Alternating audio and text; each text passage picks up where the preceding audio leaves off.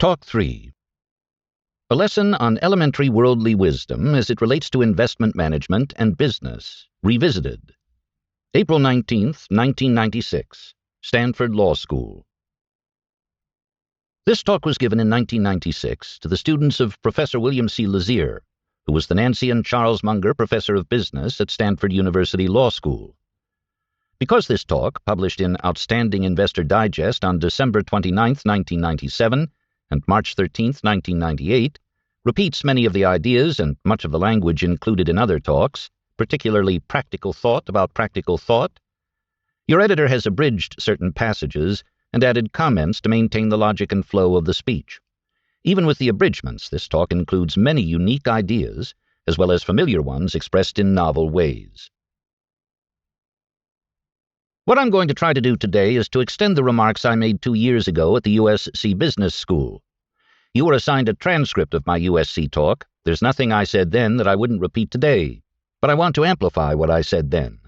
It's perfectly clear that if Warren Buffett had never learned anything new after graduating from the Columbia Business School, Berkshire would be a pale shadow of its present self.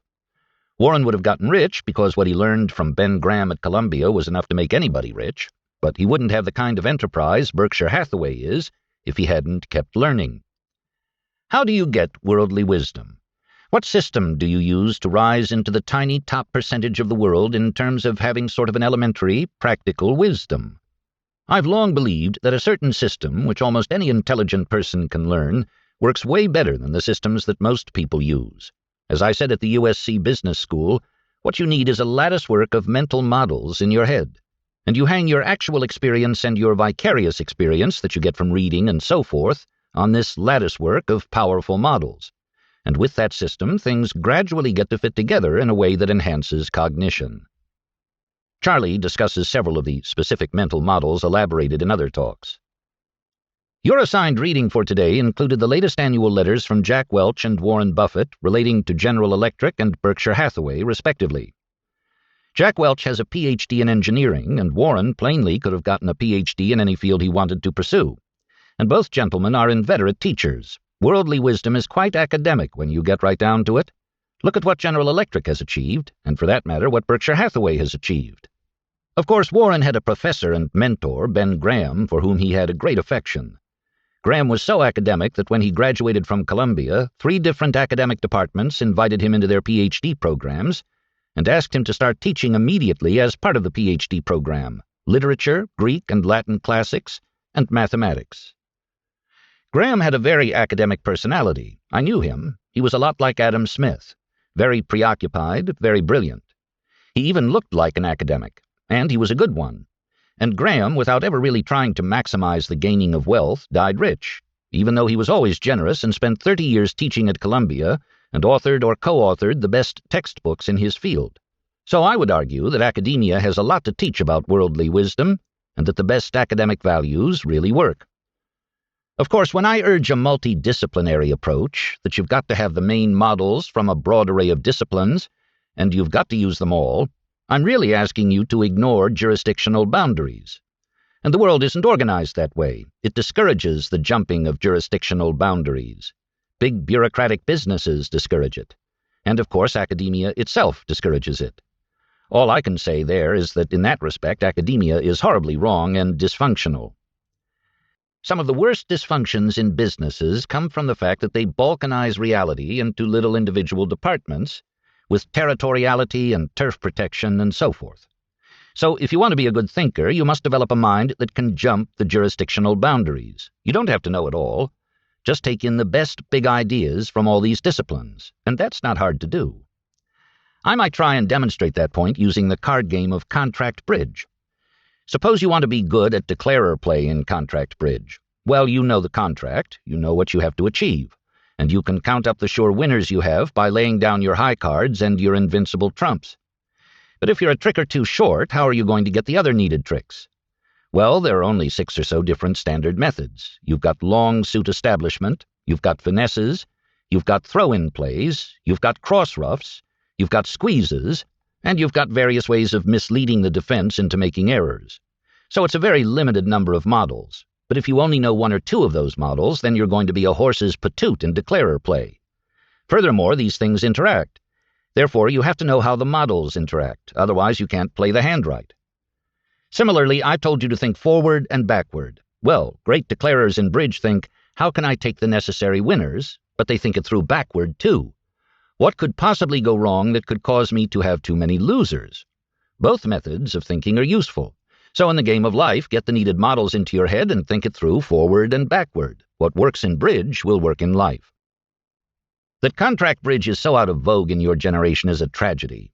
China is way smarter than we are about bridge. They're teaching bridge in grade school now. And God knows the Chinese do well enough when introduced to capitalist civilization. If we compete with a bunch of people who really know how to play bridge when our people don't, it'll be just one more disadvantage we don't need. Since your academic structure, by and large, doesn't encourage minds jumping jurisdictional boundaries, you're at a disadvantage because, in that one sense, even though academia is very useful to you, you've been mistaught. My solution for you is one that I got at a very early age from the nursery. The story of the little red hen. The punchline, of course, is, then I'll do it myself, said the little red hen. So if your professors won't give you an appropriate multidisciplinary approach, if each wants to overuse his own models and underuse the important models in other disciplines, you can correct that folly yourself. Just because he's a horse's patoot, you don't have to be one too. You can reach out and grasp the model that better solves the overall problem. All you have to do is know it and develop the right mental habits. And it's kind of fun to sit there and outthink people who are way smarter than you because you've trained yourself to be more objective and multidisciplinary. Furthermore, there's a lot of money in it, as I can testify from my own personal experience. Charlie begins the Coca-Cola business case detailed in Talk 4, Practical Thought About Practical Thought, and discusses the importance of flavor. One of my favorite business stories comes from Hershey. They get their flavor because they make their cocoa butter in old stone grinders that they started with in the 1800s in Pennsylvania. And a little bit of the husk of the cocoa bean winds up in the chocolate. Therefore, they get that odd flavor that people like in Hershey's chocolate. Hershey knew enough when they wanted to expand into Canada to know they shouldn't change their winning flavor. Therefore, they copied their stone grinders. Well, it took them 5 years to duplicate their own flavor. As you can see, flavors can be quite tricky.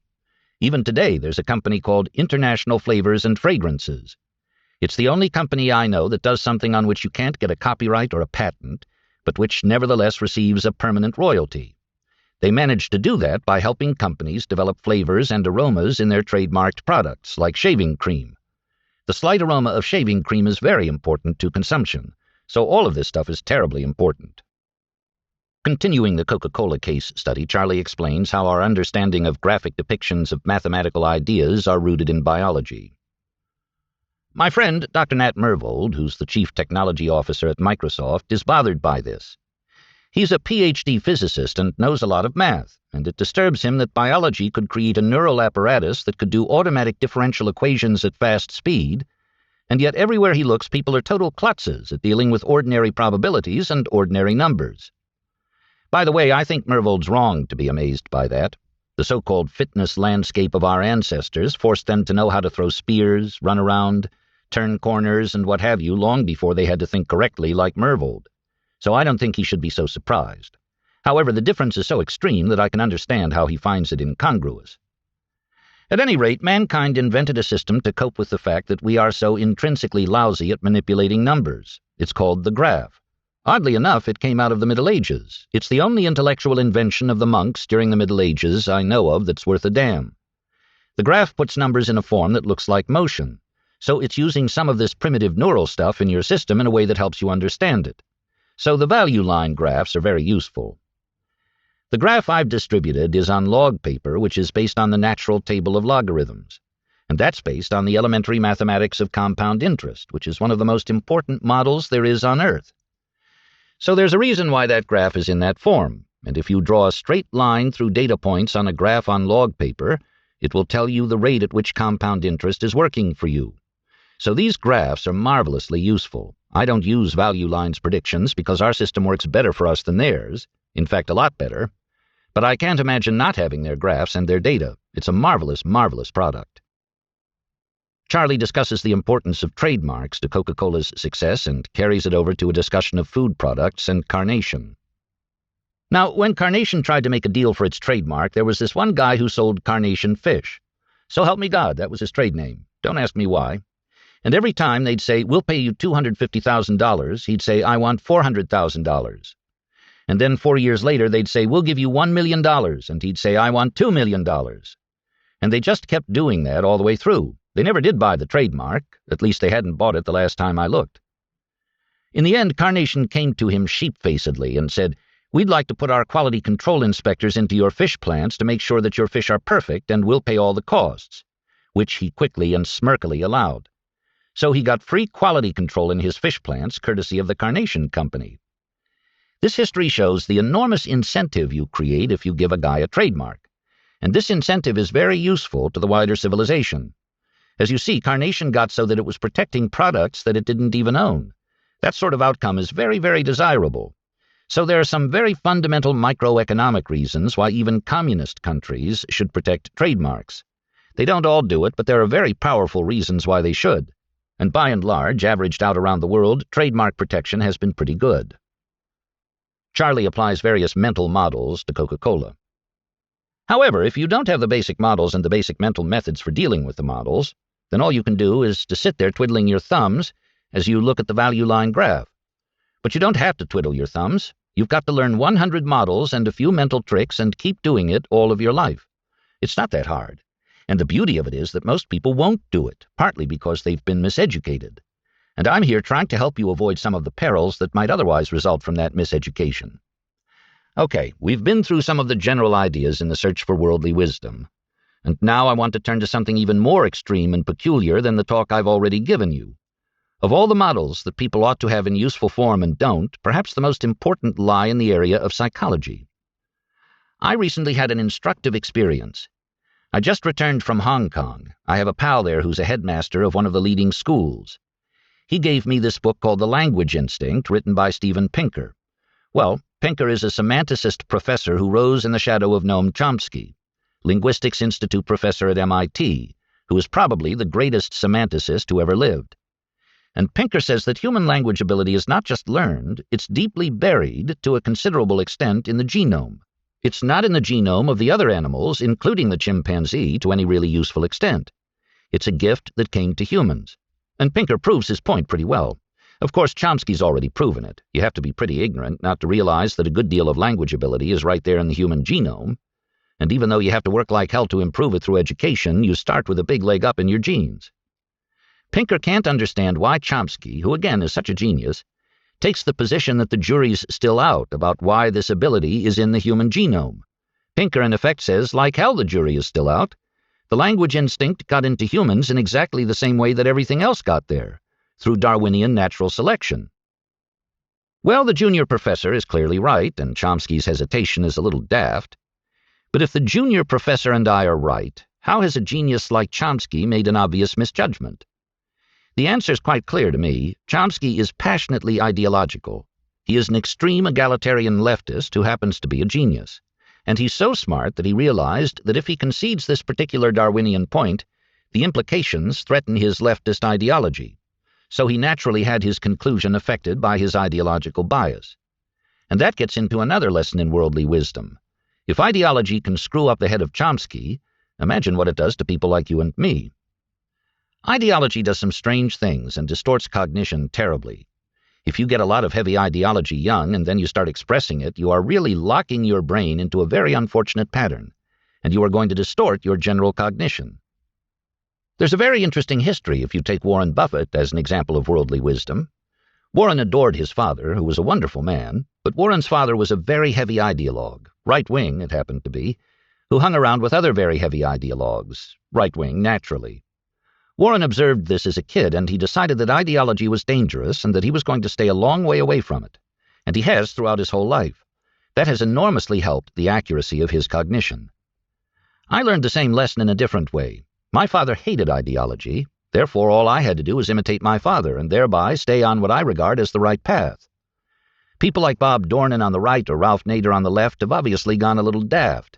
They're extreme examples of what ideology will do to you, particularly violently expressed ideology. Since it pounds ideas in better than it convinces out, it's a very dangerous thing to do. Therefore, in a system of multiple models across multiple disciplines, I should add as an extra rule that you should be very wary of heavy ideology. You can have heavy ideology in favor of accuracy, diligence, and objectivity, but a heavy ideology that makes you absolutely sure that the minimum wage should be raised or that it shouldn't, and it's kind of a holy construct where you know you're right, makes you a bit nuts. This is a very complicated system, and life is one damn relatedness after another. It's all right to think that on balance you suspect that civilization is better if it lowers the minimum wage or raises it. Either position is okay. But being totally sure on issues like that with a strong, violent ideology, in my opinion, turns you into a lousy thinker. So beware of ideology-based mental misfunctions.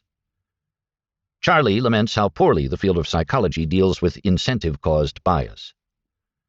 Another reason that I mentioned Pinker, the semanticist who wrote the book that I told you about earlier, is that at the end of his book he says roughly, "I've read the psychology textbooks, and they're daft." He says this whole subject is misorganized and mistaught. Well, I have far less in the way of qualifications than Pinker. In fact, I've never taken a single course in psychology. However, I've come to exactly the same conclusion, that the psychology texts, while they are wonderful in part, are also significantly daft. In fact, just take a simple psychological denial.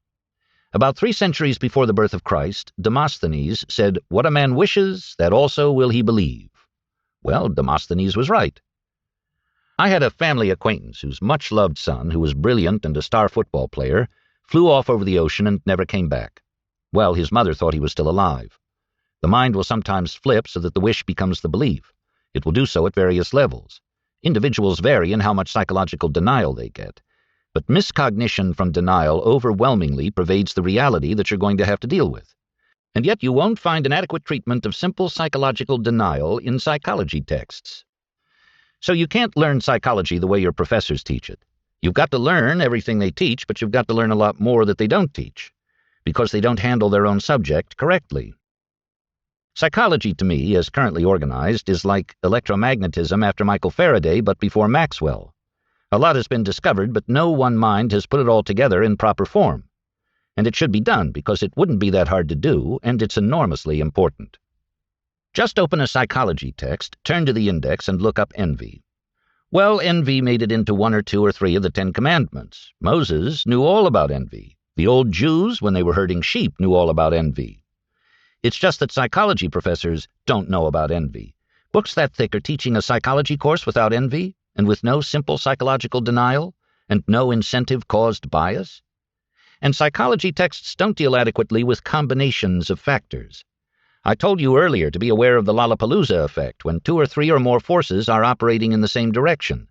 Well, the single most publicized psychology experiment ever done is the Milgram experiment, where they asked people to apply what they had every reason to believe was heavy electrical torture on innocent fellow human beings. And they manipulated most of these decent volunteers into doing the torture. Stanley Milgram performed the experiment right after Hitler had gotten a bunch of believing Lutherans, Catholics, and so forth to perform unholy acts they should have known were wrong. Milgram was trying to find out how much authority could be used to manipulate high-grade people into doing things that were clearly and grossly wrong. And he got a very dramatic effect. He managed to get high-grade people to do many awful things. But for years it was in the psychology books as a demonstration of authority, how authority could be used to persuade people to do awful things. Of course, that's mere first conclusion bias. That's not the complete and correct explanation. Authority is part of it. However, there were also quite a few other psychological principles, all operating in the same direction, that achieved that Lollapalooza effect precisely because they acted in combination toward the same end. People have gradually figured that out. And if you read the recent psychology texts at a place like Stanford, you'll see that they've now managed to get it about 2/3 right. However, here's the main experiment in all of psychology, and even at Stanford they still leave out some of the important causes of Milgram's results. How can smart people be so wrong? Well, the answer is that they don't do what I'm telling you to do, which is to take all the main models from psychology and use them as a checklist in reviewing outcomes in complex systems. No pilot takes off without going through his checklist, A, B, C, D. And no bridge player who needs 2 extra tricks plays a hand without going down his checklist and figuring out how to do it. But these psychology professors think they're so smart that they don't need a checklist. But they aren't that smart. Almost nobody is. Or maybe nobody is. If they use a checklist, they'd realize the Milgram experiment harnesses 6 psychological principles at least, not 3. All they'd have to do is to go down the checklist to see the ones that they missed. Similarly, without this system of getting the main models and using them together in a multi-modular way, you'll screw up time after time after time, too. One reason psychology professors so screw up denial is that it's hard to do demonstrative experiments without conduct forbidden by ethics. To demonstrate how misery creates mental dysfunction in people, think of what you'd have to do to your fellow human beings, and you'd have to do it without telling them about the injury to come. So clearly there are ethical reasons why it's practically impossible to do the experiments necessary to best lay out the ways human misery creates human mental misfunction. Most professors solve this problem in effect by assuming if I can't demonstrate it with my experiments, then it doesn't exist. However, obviously, that's asinine. If something is very important but can't be perfectly and precisely demonstrated because of ethical constraints, you can't just treat it like it doesn't exist. You have to do the best you can with it with such evidence as is available. Pavlov himself spent the last 10 years of his life torturing dogs, and he published. Thus, we have a vast amount of data about misery-caused mental misfunction in dogs and its correction. Yet it's in no introductory psychology book that you'll ever see.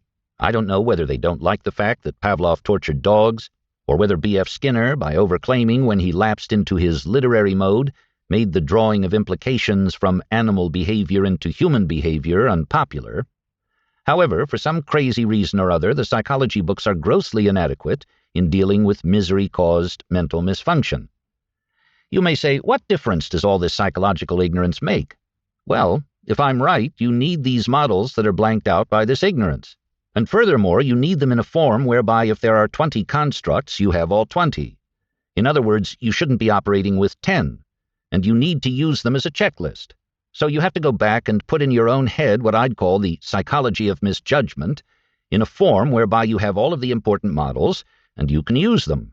And you especially need them when 4 or 5 forces from these models come together to operate in the same direction. In such cases, you often get Lollapalooza effects, which can make you rich, or they can kill you. So it's essential that you beware of Lollapalooza effects. There's only one right way to do it. You have to get the main doctrines together and use them as a checklist. And, to repeat for emphasis, you have to pay special attention to combinatorial effects that create Lollapalooza consequences. Charlie discusses the lack of multidisciplinary teaching in the professions, especially how the field of psychology is virtually ignored in academia. You can also learn when you're playing the game of persuasion, for a reputable reason, to combine these forces in a way that makes you more effective. Let me give you an example of that, of wise psychology of yore. In Captain James Cook's day, he took these long voyages. At the time, scurvy was the dread of the long voyage.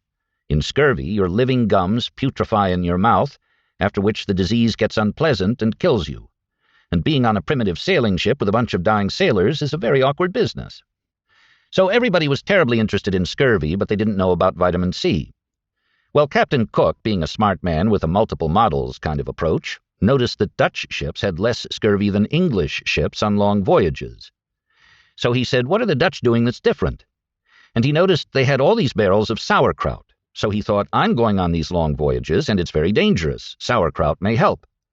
So he laid in all this sauerkraut, which incidentally happens to contain a trace of vitamin C. But English sailors were a tough, cranky, and dangerous bunch in that day. They hated krauts, and they were used to their standard food and booze. So how do you get such English sailors to eat sauerkraut? Well, Cook didn't want to tell them that he was doing it in the hope it would prevent scurvy, because they might mutiny and take over the ship if they thought that he was taking them on a voyage so long that scurvy was likely. So here's what he did. Officers ate at one place where the men could observe them, and for a long time he served sauerkraut to the officers but not to the men. And then finally Captain Cook said, well, the men can have it one day a week. In due course he had the whole crew eating sauerkraut. I regard that as a very constructive use of elementary psychology. It may have saved God knows how many lives and caused God knows how much achievement. However, if you don't know the right techniques, you can't use them. Charlie discusses psychological effects at play in the marketing of consumer items such as Coca-Cola, Procter & Gamble products, Tupperware, etc. Worldly wisdom is mostly very, very simple, and what I'm urging on you is not that hard to do if you have the will to plow through and do it. And the rewards are awesome, absolutely awesome. But maybe you aren't interested in awesome rewards or avoiding a lot of misery or being more able to serve everything you love in life. And if that's your attitude, then don't pay attention to what I've been trying to tell you because you're already on the right track. It can't be emphasized too much that issues of morality are deeply entwined with worldly wisdom considerations involving psychology. For example, take the issue of stealing. A very significant fraction of the people in the world will steal if A, it's very easy to do, and B, there's practically no chance of being caught. And once they start stealing, the consistency principle, which is a big part of human psychology, will soon combine with operant conditioning to make stealing habitual. So if you run a business where it's easy to steal because of your methods, you're working a great moral injury on the people who work for you. Again, that's obvious. It's very, very important to create human systems that are hard to cheat. Otherwise, you're ruining your civilization because these big incentives will create incentive-caused bias, and people will rationalize that bad behavior is okay. Then if somebody else does it, now you've got at least two psychological principles, incentive-caused bias plus social proof. Not only that, but you get Serpico effects. If enough people are profiting in a general social climate of doing wrong, then they'll turn on you and become dangerous enemies if you try and blow the whistle. It's very dangerous to ignore these principles and let slop creep in. Powerful psychological forces are at work for evil. How does this relate to the law business? Well, people graduate from places like Stanford Law School and go into the legislatures of our nation and, with the best of motives, pass laws that are easily used by people to cheat. Well, there can hardly be a worse thing you could do. Let's say you have a desire to do public service. As a natural part of your planning, you think in reverse and ask, what can I do to ruin our civilization? That's easy. If what you want to do is to ruin your civilization, just go to the legislature and pass laws that create systems wherein people can easily cheat. It will work perfectly. Take the workers' compensation system in California. Stress is real, and its misery can be real. So you want to compensate people for their stress in the workplace. It seems like a noble thing to do. But the trouble with such a compensation practice is that it's practically impossible to delete huge cheating. And once you reward cheating, you get crooked lawyers, crooked doctors, crooked unions, etc., participating in referral schemes. You get a total miasma of disastrous behavior. And the behavior makes all the people doing it worse as they do it. So you were trying to help your civilization, but what you did was create enormous damage, net. So it's much better to let some things go uncompensated, to let life be hard, than to create systems that are easy to cheat. Let me give you an example. I have a friend who made an industrial product at a plant in Texas not far from the border. He was in a low-margin, tough business. He got massive fraud in the workers' compensation system to the point that his premiums reached double-digit percentages of payroll. And it was not that dangerous to produce his product. It's not like he was a demolition contractor or something. So he pleaded with the union, you've got to stop this. There's not enough money in making this product to cover all of this fraud. But by then, everyone's used to it. It's extra income, it's extra money. Everybody does it. It can't be that wrong. Eminent lawyers, eminent doctors, eminent chiropractors, if there are any such things, are cheating. And no one could tell them you can't do it anymore. Incidentally, that's Pavlovian mere association, too. When people get bad news, they hate the messenger. Therefore, it was very hard for the union representative to tell all of these people that the easy money was about to stop. That is not the way to advance as a union representative. So, my friend closed his plant and moved the work to Utah among a community of believing Mormons. Well, the Mormons aren't into workers' compensation fraud. At least they aren't in my friend's plant. And guess what his workers' compensation expense is today? It's 2% of payroll. This sort of tragedy is caused by letting the slop run. You must stop slop early. It's very hard to stop slop and moral failure if you let it run for a while. Charlie describes his notion of deprival superreaction syndrome as it relates to gambling and the new Coke debacle of the mid-1980s.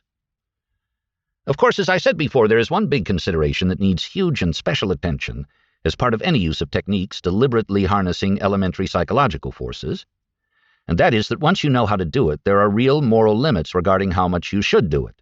Not all of what you know how to do should you use to manipulate people. Also, if you're willing to transcend the moral limits and the person you're trying to manipulate realizes what you're doing because he also understands the psychology, he'll hate you. There is wonderfully persuasive evidence of this effect taken from labor relations, some in Israel. So not only are there moral objections, but there are also practical objections, big ones in some cases. Audience question.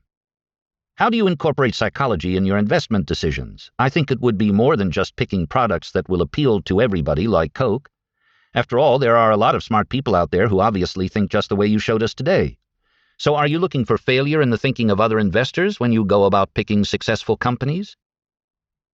What makes investment hard, as I said at USC, is that it's easy to see that some companies have better businesses than others. But the price of the stock goes up so high that all of a sudden the question of which stock is the best to buy gets quite difficult. We've never eliminated the difficulty of that problem. And 98% of the time, our attitude toward the market is that we're agnostics. We don't know. Is GM valued properly vis-a-vis Ford? We don't know. We're always looking for something where we think we have an insight that gives us a big statistical advantage. Sometimes it comes from psychology, but often it comes from something else. And we only find a few, maybe one or two a year. We have no system for having automatic good judgment on all investment decisions that can be made. Ours is a totally different system. We just look for no-brainer decisions. As Buffett and I say over and over again, we don't leap 7-foot fences. Instead, we look for 1-foot fences with big rewards on the other side. So we've succeeded by making the world easy for ourselves, not by solving hard problems. Based on statistical analysis and insight? Well, certainly when we do make a decision, we think that we have an insight advantage. And it's true that some of the insight is statistical in nature. However, again, we find only a few of those. It doesn't help us merely for favorable odds to exist. They have to be in a place where we can recognize them. So it takes a mispriced opportunity that we're smart enough to recognize. And that combination doesn't occur often, but it doesn't have to. If you wait for the big opportunity and have the courage and vigor to grasp it firmly when it arrives, how many do you need? For example, take the top 10 business investments Berkshire Hathaway's ever made. We would be very rich if we'd never done anything else, in 2 lifetimes. So once again, we don't have any system for giving you perfect investment judgment on all subjects at all times. That would be ridiculous. I'm just trying to give you a method you can use to sift reality to obtain an occasional opportunity for rational reaction. If you take that method into something as competitive as common stock picking, you're competing with many brilliant people. So even with our method, we only get a few opportunities. Fortunately, that happens to be enough. Have you been successful in creating an atmosphere where people below you can do the same things you're talking about doing yourself? For example, you talked about the tendency toward commitment and consistency. Mostly about the terrible mistakes it causes you to make. How have you created an atmosphere comfortable enough for people to abandon that tendency and admit that they've made a mistake? For example, someone here earlier this year from Intel talked about problems that occurred with their Pentium chip. One of the most difficult things for them to do was to realize they'd been going about it the wrong way and turn course. And it's very difficult to do that in a complex structure. How do you foster that? Intel and its ilk create a coherent culture where teams solve difficult problems on the cutting edge of science. That's radically different from Berkshire Hathaway. Berkshire is a holding company. We've decentralized all the power except for natural headquarters-type capital allocation. By and large, we've chosen people we admire enormously to have the power beneath us. It's easy for us to get along with them, on average, because we love and admire them. And they create the culture for whatever invention and reality recognition is going on in their businesses. And included in that reality recognition is the recognition that previous conclusions were incorrect. But we're a totally different kind of company. It's not at all clear to me that Warren or I would be that good at doing what Andy Grove does. We don't have special competence in that field. We are fairly good at relating to brilliant people we love, but we have defects. For example, some regard me as absent-minded and opinionated. I might be a mess at Intel. However, both Warren and I are very good at changing our prior conclusions. We work at developing that facility because without it, disaster often comes. Would you talk a little bit about your seeming predilection away from investing in high-technology stocks on your own part and the part of Berkshire Hathaway? One of the things I've found eye-opening and a little surprising is how the difficulties of running a low-tech business and those of running a high-tech business aren't all that different. They're all hard, but why should it be easy to get rich? In a competitive world, shouldn't it be impossible for there to be an easy way for everybody to get rich? Of course they're all hard. The reason we're not in high-tech businesses is that we have a special lack of aptitude in that area. And yes, a low-tech business can be plenty hard. Just try to open a restaurant and make it succeed. You seem to be suggesting that there's special aptitude required in high-tech businesses, that they're harder. But aren't they equally difficult? The advantage of low-tech stuff for us is that we think we understand it fairly well. The other stuff we don't. And we'd rather deal with what we understand. Why should we want to play a competitive game in a field where we have no advantage, maybe a disadvantage, instead of in a field where we have a clear advantage? Each of you will have to figure out where your talents lie, and you'll have to use your advantages. But if you try to succeed in what you're worst at, you're going to have a very lousy career. I can almost guarantee it. To do otherwise, you'd have to buy a winning lottery ticket or get very lucky somewhere else. Warren Buffett has said that the investment Berkshire made in an airline was a good example of what not to do. What chain of thinking led to that wrong decision? We were not buying stock in U.S. Air on the theory that the common shareholders were certain to prosper, because the history of the airline business in terms of taking care of shareholders has been terrible. It was a preferred stock with a mandatory redemption. In effect, we were loaning money to U.S. Air, and we had this equity kicker. We weren't guessing whether it would be a great place for the shareholders. We were guessing whether it would remain prosperous enough to pay off a credit instrument, carrying a fixed dividend and a mandatory redemption. And we guessed that the business would not get so bad that we'd have a credit threat for which we were not being adequately compensated by the high rate we were getting. As it happened, U.S. Air went right to the brink of going broke. It was hanging by a thread for several months. It's since come back, and we'll probably get all our money back plus the whole coupon, but it was a mistake. Editor's note: Berkshire did indeed come out whole on its U.S. Air investment. I don't want you to think that we have any way of learning or behaving so you won't make a lot of mistakes. I'm just saying that you can learn to make fewer mistakes than other people, and how to fix your mistakes faster when you do make them. But there's no way that you can live an adequate life without making many mistakes. Part of what you must learn is how to handle mistakes and new facts that change the odds. Life, in part, is like a poker game wherein you have to learn to quit sometimes when holding a much-loved hand. In fact, one trick in life is to get so you can handle mistakes. Failure to handle psychological denial is a common way for people to go broke. You've made an enormous commitment to something. You've poured effort and money in. And the more you put in, the more the whole consistency principle makes you think, now it has to work. If I put in just a little more, then it'll work. And deprival superreaction syndrome also comes in. You're going to lose the whole thing if you don't put in a little more. People go broke that way because they can't stop, rethink, and say, I can afford to write this one off and live to fight again. I don't have to pursue this thing as an obsession in a way that will break me. Could you talk about the thoughts that went into your decision to swap your capital city's stock for Disney rather than taking cash? In the media, it was reported that you mentioned thinking about taking the cash. Disney's a perfectly marvelous company, but it's also very high-priced. Part of what it does is make ordinary movies, which is not a business that attracts me at all. However, part of what Disney has is better than a great gold mine. I mean those video cassettes. Disney is an amazing example of autocatalysis.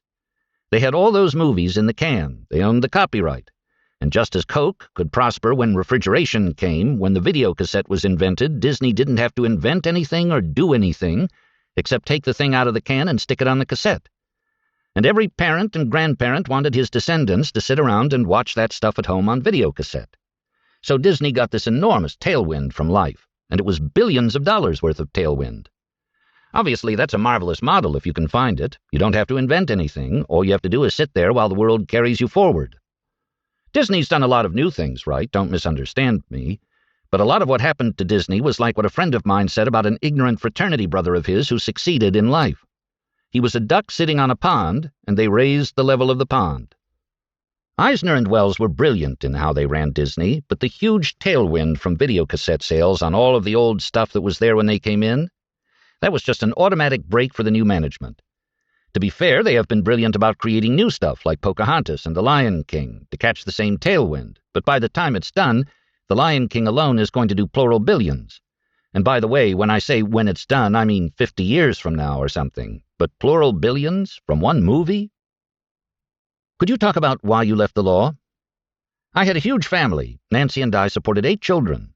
And I didn't realize that the law was going to get as prosperous as it suddenly got. The big money came into law shortly after I left it. By 1962, I was mostly out, and I was totally out by 1965, so that was a long time ago. Also, I preferred making the decisions and gambling my own money. I usually thought I knew better than the client anyway, so why should I have to do it his way? So partly it was having an opinionated personality, and partly it was a desire to get resources permitting independence. Also, the bulk of my clients were terrific, but there were 1 or 2 I didn't enjoy. Plus, I like the independence of a capitalist. And I'd always had sort of a gambling personality. I like figuring things out and making bets, so I simply did what came naturally. Did you ever gamble Las Vegas style? I wouldn't bet $100 against house odds between now and the grave. I don't do that. Why should I? I will gamble recreationally with my pals, and I'll occasionally play a much better bridge player like Bob Hammond, who might be the best card player in the world, but I know I'm paying for the fun of playing with him. That's recreational. As for gambling with simple mechanical house odds against me, why in the world would I ever want to do that? Particularly given how I detest the manipulative culture of legalized gambling. I don't like legalized gambling, and I'm not comfortable in Las Vegas, even though it does now include a higher percentage of wholesome family recreation. I don't like to be with many of the types who hang around card parlors and so forth. On the other hand, I do like the manly art of wagering, so to speak, and I like light social gambling among friends, but I do not like the professional gambling milieu. Could you say something about how the mutual fund and money management business has changed since you got into it, and the growth of capital markets? Actually, I didn't really get into it. I had a little private partnership for 14 years up until a little over 20 years ago.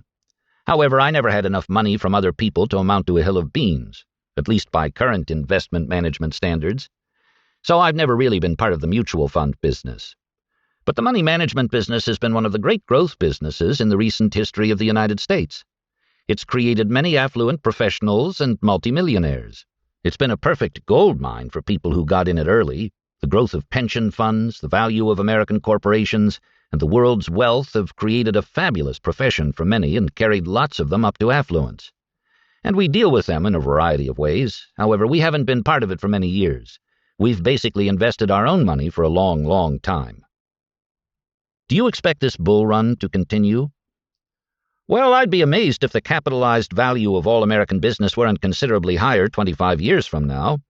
And if people continue to trade with one another and shuffle these pieces of paper around, then money management may continue to be a marvelous business for the managers, but except for what might be called our own money, we're really not in it. I was interested in the evolution of your investment strategy from when you first began using the Ben Graham model to the Berkshire Hathaway model. Would you recommend that model to a beginning investor, i.e., dumping most of it or all of it into one opportunity we think is a great one and leaving it there for decades?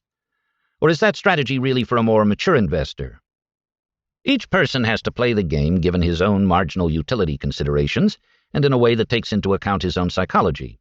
If losses are going to make you miserable, and some losses are inevitable, you might be wise to utilize a very conservative pattern of investment and saving all your life. So you have to adapt your strategy to your own nature and your own talents. I don't think there's a one-size-fits-all investment strategy that I can give you. Mine works for me, but in part that's because I'm good at taking losses. I can take them psychologically, and besides, I have very few. The combination works fine. You and Buffett have said that Berkshire's stock is overvalued and you wouldn't recommend buying it. We didn't say we thought it was overvalued. We just said that we wouldn't buy it or recommend that our friends buy it at the prices then prevailing. But that just related to Berkshire's intrinsic value as it was at that time. If I had the money, I would buy it, because you've been saying that your returns will go down for 20 years. Well, I hope that your optimism is justified, but I do not change my opinion. After all, today we're in uncharted territory. I sometimes tell my friends I'm doing the best I can, but I've never grown old before. I'm doing it for the first time, and I'm not sure that I'll do it right. Warren and I have never been in this kind of territory, with high valuations and a huge amount of capital. We've never done it before, so we're learning. Everything you and Buffett say seems logical, but it sounds like exactly the same language that Ben Graham was using 30 years ago when he was saying the stock market was overvalued when it was at 900. Oh, I don't think that we share that with him. Graham, great though he was as a man, had a screw loose as he tried to predict outcomes for the stock market as a whole. In contrast, Warren and I are almost always agnostic about the market. On the other hand, we have said that common stocks generally have generated returns of 10 to 11% after inflation for many years, and that those returns can't continue for a very long period, and they can't. It's simply impossible. The wealth of the world will compound at no such rate. Whatever experience Stanford has had in its portfolio for the last 15 years, its future experience is virtually certain to be worse. It may still be okay, but it's been a hog heaven period for investors over the last 15 years. Bonanza effects of such scale can't last forever. Berkshire's annual report got a lot of press for being pessimistic and for expressing concern about the shrinking pool of opportunities as the company gets bigger and bigger. Where does that leave you 10 years from now? We've said over and over that our future rate of compounding our shareholders' wealth is going to go down compared to our past, and that our size will be an anchor dragging on performance. And we've said over and over again that it is not an opinion but a promise. However, let's suppose that we were able to compound our present book value at 15% per annum from this point. That would not be so bad and would work out okay for our long-term shareholder. I'm just saying that we could afford to slow down some, as we surely will, and still do okay for the long-term shareholder. By the way, I'm not promising that we will compound our present book value at 15% per annum. You talked about how important it was not to have an extreme ideology. What responsibility, if any, do you think the business and legal communities have for helping inner-city areas, spreading the wealth, and so on? I'm all for fixing social problems. I'm all for being generous to the less fortunate. And I'm all for doing things where, based on a slight preponderance of the evidence, you guess that it's likely to do more good than harm. What I'm against is being very confident and feeling that you know for sure that your particular intervention will do more good than harm, given that you're dealing with highly complex systems wherein everything is interacting with everything else. So just make sure that what you're doing, you can't make sure, that's my point. On the other hand, I did recently reverse the conclusions of two sets of engineers. How did I have enough confidence in such a complicated field to do that? Well, you might think, oh, this guy is just an egomaniac who's made some money and thinks he knows everything. Well, I may be an egomaniac, but I don't think I know everything. But I saw huge reasons in the circumstances for bias in each set of engineers, as each recommended a course of action very advantageous to itself. And what each was saying was so consonant with a natural bias that it made me distrust it. Also, perhaps I knew enough engineering to know that what they were saying didn't make sense. Finally, I found a third engineer who recommended a solution I approved. And thereafter, the second engineer came to me and said, "Charlie, why didn't I think of that?" Which is to his credit. It was a much better solution, both safer and cheaper. You must have the confidence to override people with more credentials than you, whose cognition is impaired by incentive-caused bias or some similar psychological force that is obviously present. But there are also cases where you have to recognize that you have no wisdom to add and that your best course is to trust some expert. In effect, you've got to know what you know and what you don't know. What could possibly be more useful in life than that? You discussed Coke's mistake. Do you have any thoughts about where Apple went wrong? Let me give you a very good answer, one I'm copying from Jack Welch, the CEO of General Electric. He has a PhD in engineering. He's a star businessman. He's a marvelous guy. And recently, in Warren's presence, someone asked him, "Jack, what did Apple do wrong?" His answer, "I don't have any special competence that would enable me to answer that question." And I'm giving you the very same answer. That's not a field in which I'm capable of giving you any special insight. On the other hand, in copying Jack Welch, I am trying to teach you something. When you don't know and you don't have any special competence, don't be afraid to say so. There's another type of person I compare to an example from biology. When a bee finds nectar, it comes back and does a little dance that tells the rest of the hive, as a matter of genetic programming, which direction to go and how far. So, about 40 or 50 years ago, some clever scientist stuck the nectar straight up. Well, the nectar's never straight up in the ordinary life of a bee. The nectar's out. So the bee finds the nectar and returns to the hive. But it doesn't have the genetic programming to do a dance that says straight up. So what does it do? Well, if it were like Jack Welch, it would just sit there. But what it actually does is to dance this incoherent dance that gums things up.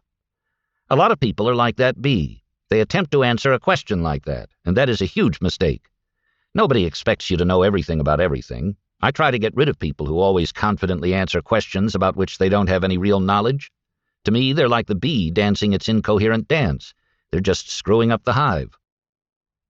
As someone who's been in legal practice and business, how did you incorporate, or did you incorporate, these models into your legal practice? And how did it work? I suspect many of us have seen law firms that don't appear to adhere to these kinds of models. Well, the models are there, but just as there are perverse incentives in academia, there are perverse incentives in law firms. In fact, in some respects, at the law firms, it's much worse. Here's another model from law practice. When I was very young, my father practiced law. One of his best friends, Grant McFadden, Omaha's pioneer Ford dealer, was a client. He was a perfectly marvelous man, a self-made Irishman who'd run away uneducated from a farm as a youth because his father beat him. So he made his own way in the world. He was a brilliant man of enormous charm and integrity, just a wonderful, wonderful man. In contrast, my father had another client who was a blowhard, an overreaching, unfair, pompous, difficult man. And I must have been 14 years older thereabouts when I asked, "Dad, why do you do so much work for Mr. X, this overreaching blowhard, instead of working more for wonderful men like Grant McFadden?" My father said, "Grant McFadden treats his employees right, his customers right, and his problems right. And if he gets involved with a psychotic, he quickly walks over to where the psychotic is and works out an exit as fast as he can. Therefore, Grant McFadden doesn't have enough remunerative law business to keep you in Coca-Cola. But Mr. X is a walking minefield of wonderful legal business." This case demonstrates one of the troubles with practicing law. To a considerable extent, you're going to be dealing with grossly defective people. They create an enormous amount of the remunerative law business. And even when your own client is a paragon of virtue, you'll often be dealing with gross defectives on the other side or even on the bench. That's partly what drove me out of the profession. The rest was my own greed, but my success in serving greed partly allowed me to make easier the process of being honorable and sensible. Like Ben Franklin observed, it's hard for an empty sack to stand upright. I'd argue that my father's model, when I asked him about the two clients, was totally correct didaction. He taught me the right lesson. The lesson? As you go through life, sell your services once in a while to an unreasonable blowhard if that's what you must do to feed your family, but run your own life like Grant McFadden. That was a great lesson, and he taught it in a very clever way, because instead of just pounding it in, he told it to me in a way that required a slight mental reach. I had to make the reach myself in order to get the idea that I should behave like Grant McFadden. And because I had to reach for it, he figured I'd hold it better. And indeed, I've held it all the way through until today, through all of these decades. That's a very clever teaching method. There again, we're talking about elementary psychology. It's elementary literature. Good literature makes the reader reach a little for understanding. Then it works better. You hold it better. It's the commitment and consistency tendency. If you've reached for it, the idea's pounded in better. As a lawyer or executive, you want to teach somebody what my father taught me, or maybe you'll want to teach them something else. And you can use lessons like this. Isn't that a great way to teach a child? My father used indirection on purpose. And look at how powerfully it worked, like Captain Cook's wise use of psychology. I've been trying to imitate Grant McFadden ever since, for all my life. I may have had a few lapses, but at least I've been trying. At the end of your article in OID, you mentioned that only a select few investment managers actually add value. Since you're speaking to an audience of future lawyers, what would you encourage us to do in order to be able to add value in our profession? To the extent you become a person who thinks correctly, you can add great value. To the extent you've learned it so well that you have enough confidence to intervene where it takes a little courage, you can add great value. And to the extent that you can prevent or stop some asininity that would otherwise destroy your firm, your client, or something that you care about, you can add great value. There are constructive tricks you can use. For example, one reason why my old classmate Joe Flom of Skadden Arps has been such a successful lawyer is that he's very good at dreaming up little vivid examples that serve to pound the point home in a way that really works. It's enormously helpful when you're serving clients or otherwise trying to persuade someone in a good cause to come up with a little humorous example. The ability to do that is a knack. So you could argue that the Joe Floms of the world are almost born with a gift, but he's honed the gift. And to one degree or another, all of you were born with the gift, and you can hone it too. Occasionally, you get into borderline stuff. For instance, suppose you've got a client who really wants to commit tax fraud. If he doesn't push the tax law way beyond the line, he can't stand it. He can't shave in the morning if he thinks there's been any cheating he could get by with that he hasn't done. And there are people like that. They just feel they aren't living aggressively enough. You can approach that situation in either of two ways. You can say, I just won't work for him, and duck it. Or you can say, well, the circumstances of my life require that I work for him, and what I'm doing for him doesn't involve my cheating, therefore I'll do it. And if you see he wants to do something really stupid, it probably won't work to tell him what you're doing is bad. I have better morals than you. That offends him. You're young, he's old. Therefore, instead of being persuaded, he's more likely to react with, who in the hell are you to establish the moral code of the whole world? But instead, you can say to him, you can't do that without 3 other people beneath you knowing about it. Therefore, you're making yourself subject to blackmail. You're risking your reputation. You're risking your family, your money, etc. That is likely to work, and you're telling him something that's true. Do you want to spend a lot of time working for people where you have to use methods like that to get them to behave well? I think the answer is no. But if you're hooked with it, appealing to his interest is likely to work better as a matter of human persuasion than appealing to anything else. That, again, is a powerful psychological principle with deep biological roots. I saw that psychological principle totally blown at Solomon. Solomon's general counsel knew that the CEO, John Goodfriend, should have promptly told the federal authorities all about Solomon's trading improprieties, in which Goodfriend didn't participate and which he hadn't caused. And the general counsel urged Goodfriend to do it. He told Goodfriend, in effect, you're probably not legally required to do that, but it's the right thing to do. You really should. But it didn't work. The task was easy to put off because it was unpleasant, so that's what Goodfriend did. He put it off. The general counsel had very little constituency within Solomon except for the CEO. If the CEO went down, the general counsel was going down with him. Therefore, his whole career was on the line, so to save his career he needed to talk the dilatory CEO into doing the right thing. It would have been child's play to get that job done right. All the general counsel had to do was to tell his boss, "John, this situation could ruin your life. You could lose your wealth. You could lose your reputation." And it would have worked. CEOs don't like the idea of being ruined, disgraced, and fired. The ex-general counsel of Solomon is brilliant and generous, and he had the right idea. However, he lost his job because he didn't apply a little elementary psychology. He failed to recognize that what works best in most cases is to appeal to a man's interest. But you don't have to get similarly lousy results when you face similar situations. Just remember what happened to Goodfriend and his general counsel. The right lessons are easily learned if you'll work at it. And if you do learn them, you can be especially useful at crucial moments when others fail. And to the extent that you do become wise, diligent, objective, and especially able to persuade in a good cause, then you're adding value.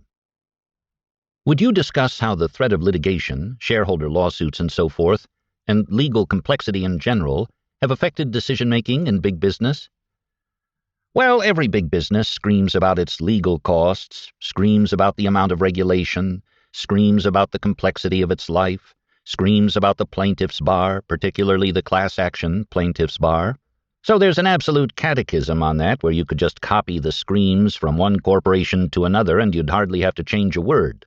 But what causes the screams has so far been a godsend for the law firms. The big law firms have had a long updraft, and they now tend to kind of cluck like an undertaker in a plague. An undertaker, of course, would look very unseemly if he were jumping up and down and playing his fiddle during the plague. So law firm partners say, "Oh, isn't it sad, all this complexity, all this litigation, all this unfairness?" But really, they're somewhat schizophrenic on the subject because it's been very good for them. Some recent California initiatives created some interesting conduct. Part of the defense bar lobbied quietly against certain propositions and effectively against their clients because they didn't want their clients to catch them in the process. And the reason they did so was because it became harder for plaintiffs to bring cases. If you make a living fighting overreaching and it keeps your children in school and somebody proposes a system that eliminates it, well, that's an adult experience and an adult choice that you have to make. So big corporations adapt. They have more litigation. They have to have a bigger legal department. They scream about what they don't like, but they adapt.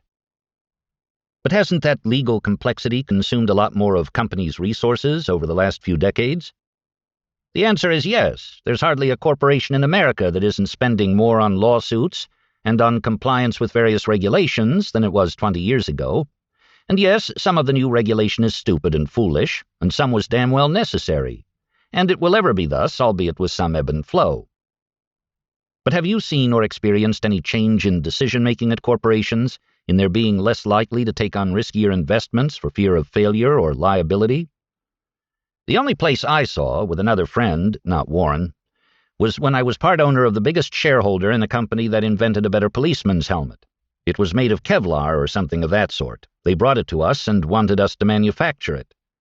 As a matter of ideology, we're very pro-police. I believe civilization needs a police force, although I don't believe in policemen creating too many widows and orphans unnecessarily either. But we like the idea of a better policeman's helmet. However, we took one look at it and said to the people who invented it, "We're a rich corporation. We can't afford to make a better policeman's helmet. That's just how the civilization works. All risks considered, it can't work for us. But we want the civilization to have these. So we don't maximize what we sell it for. Get somebody else to make it. Transfer the technology or whatever to somebody who can do it, but we're not going to."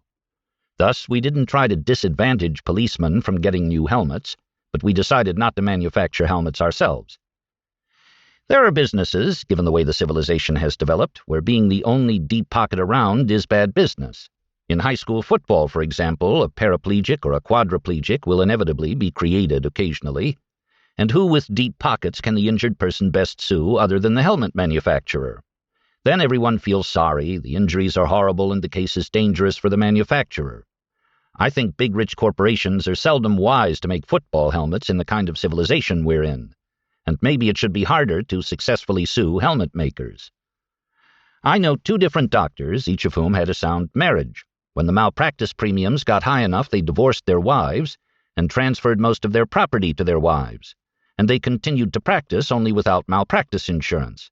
They were angry at the civilization. They needed to adapt, and they trusted their wives, so that was that. And they've not carried any malpractice insurance since. People adapt to a changing litigation climate. They have various ways of doing it. That's how it's always been and how it's always going to be. What I personally hate most are systems that make fraud easy. Probably way more than half of all the chiropractic income in California comes from pure fraud. For example, I have a friend who had a little fender bender, an auto accident in a tough neighborhood, and he got 2 chiropractor's cards and 1 lawyer's card before he'd even left the intersection. They're in the business of manufacturing claims that necks hurt. In California, I believe the RAND statistics showed that we have twice as many personal injuries per accident as in many other states, and we aren't getting twice as much real injury per accident, so the other half of that is fraud. People just get so that they think everybody does it and it's all right to do. I think it's terrible to let that stuff creep in. If I were running the civilization, compensation for stress in workers' comp would be 0, not because there's no work-caused stress, but because I think the net social damage of allowing stress to be compensated at all is worse than what would happen if a few people who had real work-caused stress injuries went uncompensated. I like the Navy system. If you're a captain in the Navy and you've been up for 24 hours straight and have to go to sleep, and you turn the ship over to a competent first mate in tough conditions, and he takes the ship aground, clearly through no fault of yours. They don't court-martial you, but your naval career is over. You can say, that's too tough, that's not law school, that's not due process. Well, the Navy model is better in its context than would be the law school model. The Navy model really forces people to pay attention when conditions are tough, because they know that there's no excuse. Napoleon said he liked luckier generals. He wasn't into supporting losers. Well, the Navy likes luckier captains. It doesn't matter why your ship goes aground, your career is over. Nobody's interested in your fault, it's just a rule that we happen to have for the good of all effects considered. I like some rules like that. I think that the civilization works better with some of these no-fault rules. But that stuff tends to be anathema around law schools. It's not due process, you're not really searching for justice. Well, I am searching for justice when I argue for the Navy rule, for the justice of fewer ships going aground. Considering the net benefit, I don't care if one captain has some unfairness in his life. After all, it's not like he's being court-martialed. He just has to look for a new line of work, and he keeps vested pension rights and so on, so it's not like it's the end of the world. So I like things like that. However, I'm in a minority. I'd like to hear you talk a little bit more about judgment. In your talk, you said we should read the psychology textbooks and take the 15 or 16 principles that are the best of the ones that make sense, the ones that are obviously important and obviously right. That's correct. And then you stick in the ones that are obviously important and not in the books, and you've got a system. Right. My problem seems to be the prior step, which is determining which ones are obviously right, and that seems to me to be the more essential question to ask. No, you overestimate the difficulty. Do you have difficulty understanding that people are heavily influenced by what other people think and what other people do, and that some of that happens on a subconscious level? No, I don't. I understand that. Well, you can go right through the principles, and one after another they're like that. It's not that hard. Do you have any difficulty with the idea that operant conditioning works, that people will repeat what worked for them the last time? It just seems to me like there's a lot of other things out there as well that also make a lot of sense. The system would quickly get too complicated, I imagine, as a result of too much crosstalk. Well, if you're like me, it's kind of fun for it to be a little complicated. If you want it totally easy and totally laid out, maybe you should join some cult that claims to provide all the answers. I don't think that's a good way to go.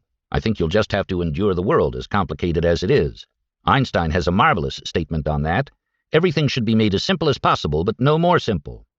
I'm afraid that's the way it is. If there are 20 factors and they interact some, you'll just have to learn to handle it because that's the way the world is. But you won't find it that hard if you go at it Darwin-like, step by step, with curious persistence. You'll be amazed at how good you can get. You've given us about 3 of the models that you use. I wondered where you found the other ones. And second, do you have an easier way for us to find them than going through a psychology textbook? I'm not averse to doing that, but it takes longer. There are a relatively small number of disciplines and a relatively small number of truly big ideas. And it's a lot of fun to figure it out. Plus, if you figure it out and do the outlining yourself, the ideas will stick better than if you memorize them using somebody else's cram list. Even better, the fun never stops. I was miseducated horribly, and I hadn't bothered to pick up what's called modern Darwinism. I do a lot of miscellaneous reading, too, but I just missed it. And in the last year, I suddenly realized I was a total damned fool and hadn't picked it up properly, so I went back, and with the aid of Richard Dawkins, Oxford's great biologist, and others, I picked it up. Well, it was an absolute circus for me in my 70s to get the modern Darwinian synthesis in my head. It's so awesomely beautiful and so awesomely right, and it's so simple once you get it. So one beauty of my approach is that the fun never stops. I suppose that it does stop eventually when you're drooling in the convalescent home at the end, but at least it lasts a long time.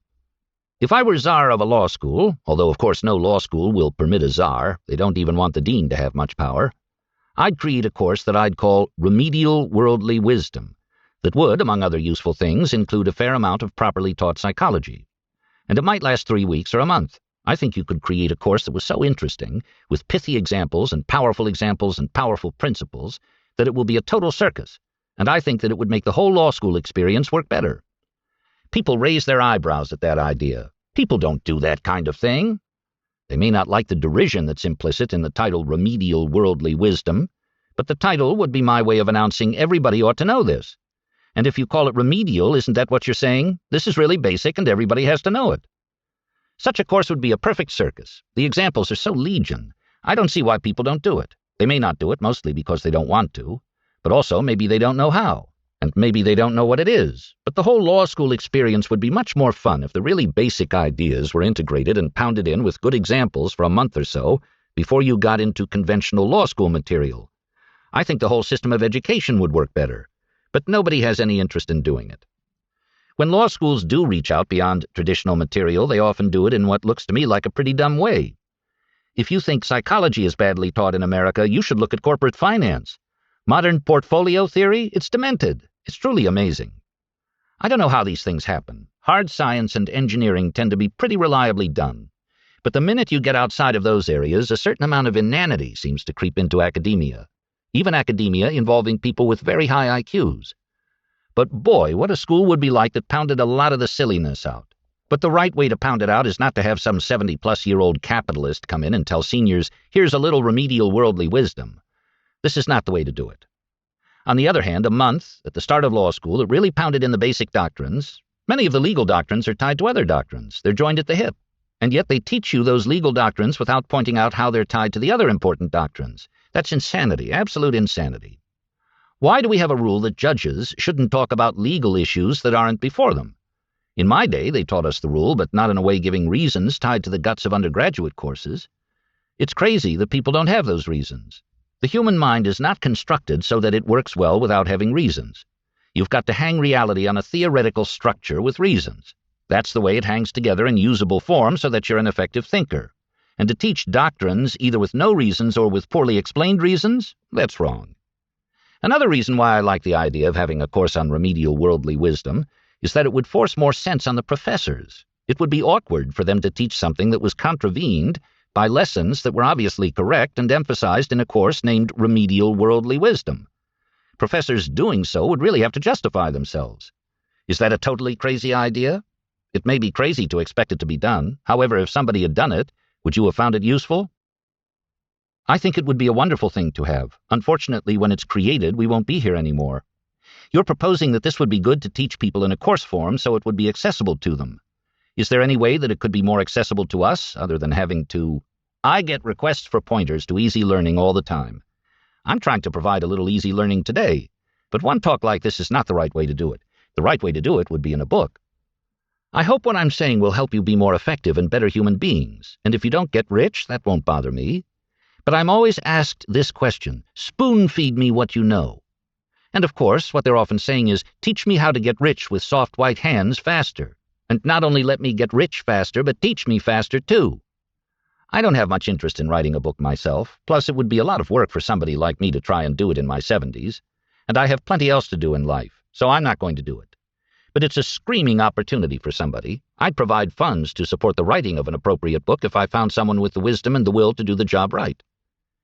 Let me turn to some of the probable reasons for present bad education.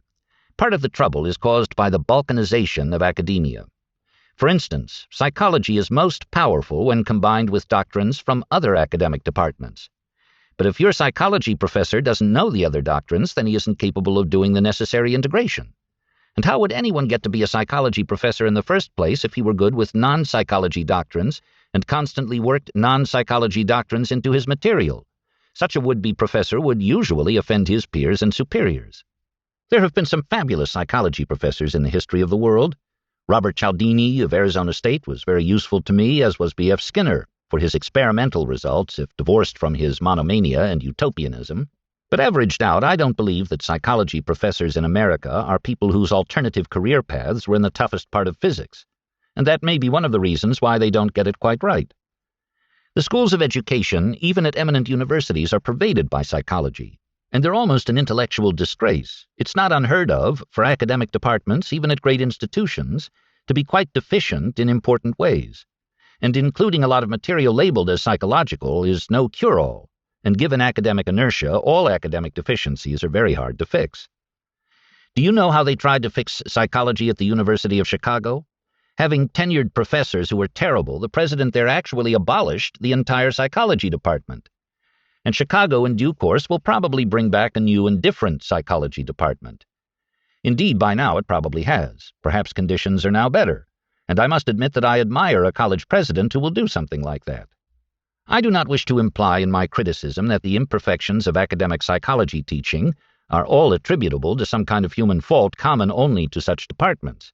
Instead, the causes of many of the imperfections lie deep in the nature of things, in irritating peculiarities that can't be removed from psychology. Let me demonstrate by a thought experiment involving a couple of questions.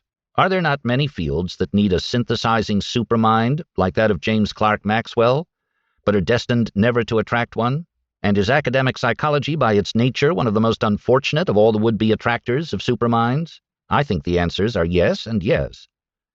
One can see this by considering the case of any of the few members of each generation who can, as fast as fingers can move, accurately work through the problem sets in thermodynamics, electromagnetism, and physical chemistry. Such a person will be begged by some of the most eminent people alive to enter the upper reaches of hard science. Will such a super-gifted person instead choose academic psychology, wherein lie very awkward realities? A, that the tendencies demonstrated by social psychology paradoxically grow weaker as more people learn them, and B, that clinical, patient-treating psychology has to deal with the awkward reality that happiness, physiologically measured, is often improved by believing things that are not true? The answer, I think, is plainly no. The supermind will be repelled by academic psychology, much as Nobel laureate physicist Max Planck was repelled by economics, wherein he saw problems that wouldn't yield to his methods. We talk a lot about trade-offs between the quality of our life and our professional commitments. Is there time for a professional life, learning about these models and doing whatever else interests you? Do you find time to do fun things besides learning? I've always taken a fair amount of time to do what I really wanted to do, some of which was merely to fish or play bridge or play golf. Each of us must figure out his or her own lifestyle. You may want to work 70 hours a week for 10 years to make partner at Kravitz and thereby obtain the obligation to do more of the same. Or you may say, I'm not willing to pay that price. Either way, it's a totally personal decision that you have to make by your own lights. But whatever you decide, I think it's a huge mistake not to absorb elementary worldly wisdom if you're capable of doing it, because it makes you better able to serve others, it makes you better able to serve yourself, and it makes life more fun. So if you have an aptitude for doing it, I think you'd be crazy not to. Your life will be enriched, not only financially, but in a host of other ways, if you do. Now, this has been a very peculiar talk for some businessman to come in and give at a law school, some guy who's never taken a course in psychology telling you that all of the psychology textbooks are wrong. This is very eccentric. But all I can tell you is that I'm sincere. There's a lot of simple stuff that many of you are quite capable of learning, and your lives will work way better too if you do. Plus, learning it is a lot of fun, so I urge you to learn it. Are you, in effect, fulfilling your responsibility to share the wisdom that you've acquired over the years? Sure, look at Berkshire Hathaway. I call it the ultimate didactic enterprise. Warren's never going to spend any money. He's going to give it all back to society. He's just building a platform so people will listen to his notions. Needless to say, they're very good notions, and the platform's not so bad either. But you could argue that Warren and I are academics in our own way. Most of what you've said is very compelling, and your quest for knowledge and therefore command of the human condition and money are all laudable goals. I'm not sure the quest for money is so laudable. Well then, understandable. That I'll take. I don't sneer, incidentally, at making sales calls or proofreading bond indentures. If you need the money, it's fun earning it. And if you have to try a bunch of cases in the course of your career, you'll learn something doing that. You ought to do something to earn money. Many activities are dignified by the fact that you earn money. I understand your skepticism about overly ideological people, but is there an ideological component to what you do? Is there something that you're irrationally passionate about? Yeah, I'm passionate about wisdom. I'm passionate about accuracy and some kinds of curiosity. Perhaps I have some streak of generosity in my nature and a desire to serve values that transcend my brief life, but maybe I'm just here to show off. Who knows? I believe in the discipline of mastering the best that other people have ever figured out. I don't believe in just sitting down and trying to dream it all up yourself. Nobody's that smart. Talk 3 Revisited. When I gave Talk 3 in 1996, I argued that intense political animosity should be avoided because it causes much mental malfunction, even in brilliant brains. Since then, political animosity has increased greatly, both on the left and the right, with sad effects on the ability of people to recognize reality, exactly as I would have expected.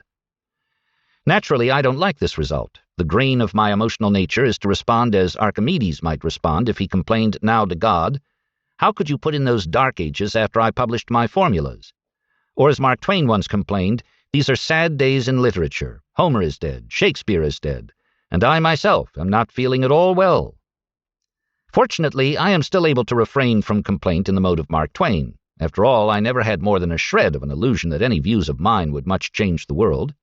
Instead, I always knew that aiming low was the best path for me, so I merely sought, 1, to learn from my betters a few practical mental tricks that would help me avoid some of the worst miscognitions common in my age cohort, and 2, to pass on my mental tricks only to a few people who could easily learn from me because they already almost knew what I was telling them.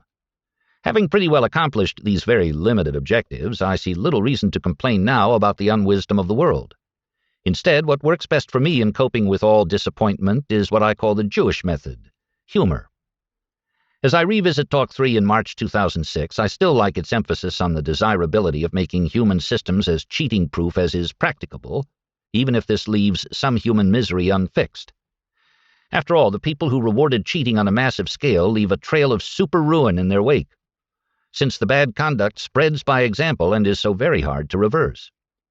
And I fondly recall Talk 3's emphasis on both the life-handling lessons I learned from my father's friend, Grant McFadden, and one teaching method I learned from my father. I owe a lot to these long-dead predecessors, and if you like poor Charlie's Almanack, so do you.